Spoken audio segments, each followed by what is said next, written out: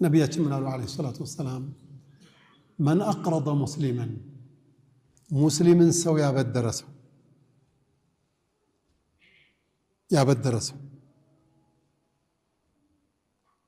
ያበደረውን የሚያህል እስከ ጊዜ መድረሻው ድረስ ያበደረውን የሚያህል ሰደቃ እንደሰጠ ይቆጠርለታል ብለዋል። 100 ሺህ ብር ለእንትና አበደርከው፣ መቼ እንዲከፍል?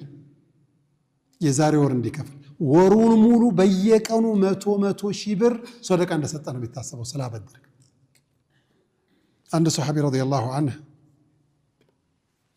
ነቢዩን ዓለይሂ ሰላቱ ወሰላም ይህንን ሐዲስ ሲናገሩ ሰምተሃቸዋል ወይ አሉት። እኔ የሰማሁት ሌላ ነው። ምን ሰማህ? መን አቅረደ ሙእሚነን ሙስሊምን ያበደረ ሰው በየቀኑ ኢላ አጀሊህ እስከ ተስማሙበት ቀን ድረስ በየቀኑ እጥፍ 100 ሺህ አይደል ያበደርከው 200 ሺህ በየቀኑ ሰደቃ የሰጠኸው ይሃል ነው አጅር የሚሰጠው።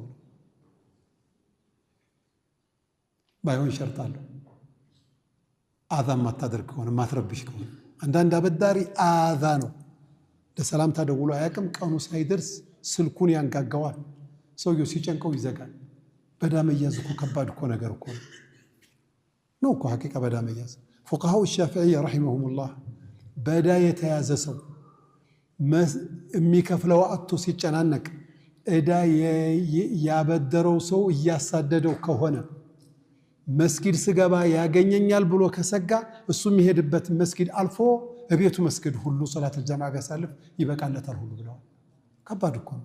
ነቢያችንም ዱዓ ሲያደርጉ አላሁመ ኢኒ አዑዙ ቢከ ሚን ገለበቲ ደይኒ ወቀህሪ ሪጃል፣ ወንድ ልጅ ተጭኖ እንደዚህ ከወንድ ልጅ በታች ከመሆንና በእዳ ተውጬ ከምዋረድ ባንተ ተጠበቃለሁኝ ብለዋል ነቢያችን ሰለላሁ ዐለይሂ ወሰለም።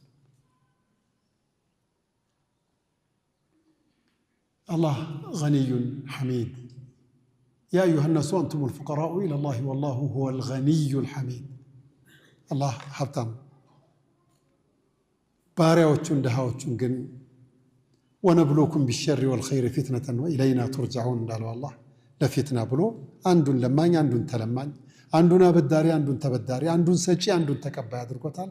ይሄ ሁሉ ያልፋል የውመል ቂያማ ሲሆን ግን ኢን ቱቅሪዱ ላህ ቀርደን ሐሰነን ፈዩዳዒፍሁ ለኩም፣ ንብረቱን ያነባብርላቸዋል በዱንያም በአኼራም። ወየግፊር ለኩም፣ ወንጀል ካለ ይምርላቸዋል። ወላሁ ሸኩሩን፣ አላህ በሰራኸው ኸይር ትንሽም ብትሆን ያመሰግናል፣ ትልቅም ቢሆን ያመሰግናል። ሐሊሙን፣ ስታጠፋ ደግሞ ይችልሃል። ትንሹን ጥፋት ብቻ አይደለም ትልቁንም ስተትፈጽመህበት ይችላል።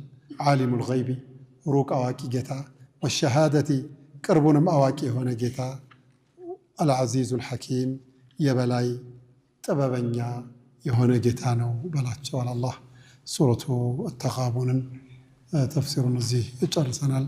أسأل الله عز وجل أن يرزقنا الإخلاص في القول والعمل، وأن يهدينا ويهدي بنا إلى الحق وإلى طريقه المستقيم، إنه ولي ذلك والقادر عليه. وصلى الله وسلم وبارك على نبينا محمد.